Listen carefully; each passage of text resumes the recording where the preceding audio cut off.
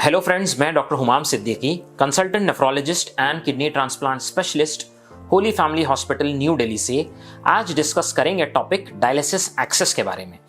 जानेंगे डायलिसिस करने के लिए मशीन को जो ब्लड दिया जाता है वो शरीर से निकाला कैसे जाएगा। इसको निकालने की 3 तरीके होते हैं, एक तो टेम्पररी कैथेटर, दूसरा पर्म कैथ, तीसरा एवी फिस्चुला। तो सबसे पहले जानते हैं टेम्पररी कैथेटर के बारे में। तो ये टेम्पररी कैथेटर या तो आपके गले में डाल के यूज किया जाएगा या आपके कंधे के पास या फिर जांग में। 3 तरह से इसको यूज किया जाता है।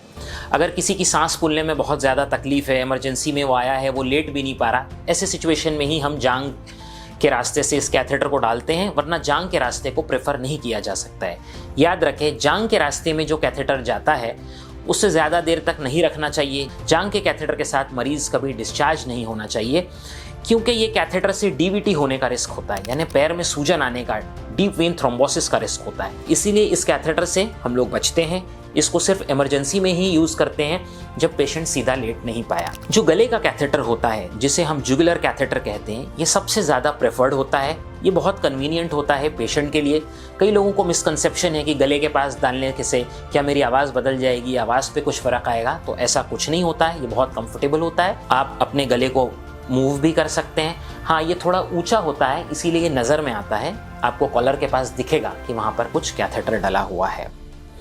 इसकी लाइफ, जैसे पैर के कैथेटर की लाइफ सिर्फ 5 दिन से 7 दिन की होती है, इसकी लाइफ 3 वीक्स टू 4 वीक्स तक एक्सटेंड की जा सकती है।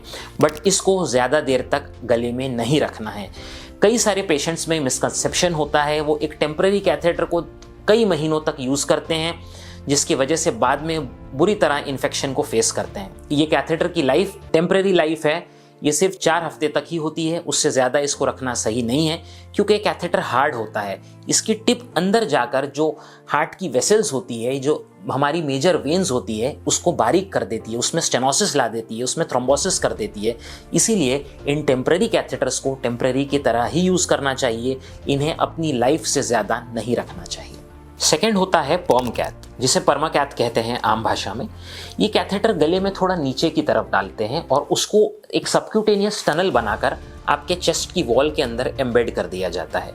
ये कैथेटर सॉफ्ट होता है, इसमें एक डैक्रॉन का कफ लगा होता है जो अंदर उसको एंकर करता है और वहाँ से इन्फेक्शन को प्रिवेंट करता है। तो इस कैथेटर की लाइफ ज़्यादा होती है। ये 6 मंथ से 1-2 साल तक भी इस्तेमाल किया जा सकता है। अगर अच्छी केयर हुई है तो ये और ज़्यादा भी चल जाता है। इसे टनल कफ्ड कैथेटर भी कहते हैं, क्योंकि इसको टनल कर कर डाला जाता है और इसमें कफ होता है। इसकी लाइफ ज़्यादा होती है। ये सॉफ्ट कैथेटर होता है। तो जो टेम्पररी कैथेटर्स हार्ड होकर अंदर जो खून की नसों को सिकुड़ा देते हैं, इसकी टेंडेंसी अंदर की नस को स्टेनोस करने की कम होती है। ये टेम्पररी कैथेटर से ज़्यादा सेफ होता है। हाँ, लेकिन ये एक आर्टिफिशियल चीज़ है जो आपके बॉडी के अंदर है, तो इन्फेक्शन का रिस्क इसमें भी होता है।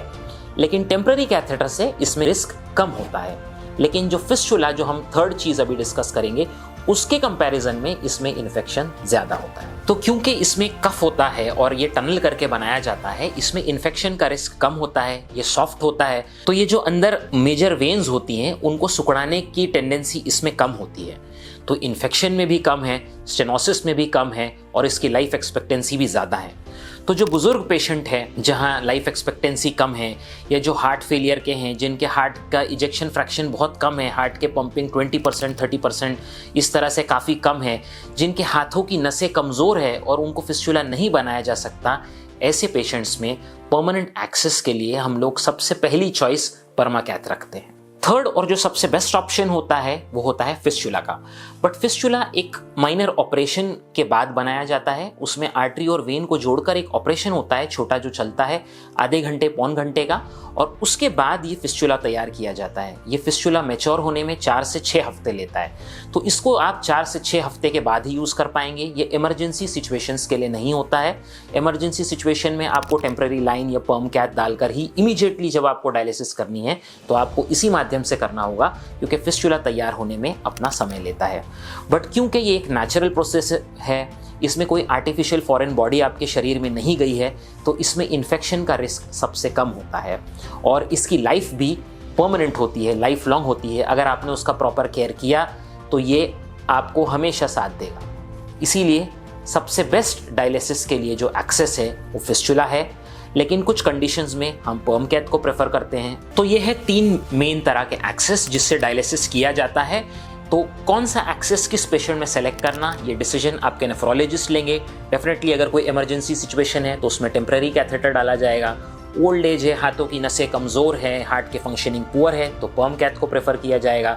और अगर यंग है, हाथ की नसें अच्छी मजबूत है, फिस्चुला बनाया जा सकता है, लाइफ एक्सपेक्टेंसी लंबी है, तो ऐसे केसेस में हम फिस्चुला को ही प्रेफरेंस देते हैं। यदि आपके मन में डायलिसिस एक्सेस के बारे में कोई डाउट है तो आप कमेंट सेक्शन में पूछ सकते हैं। धन्यवाद।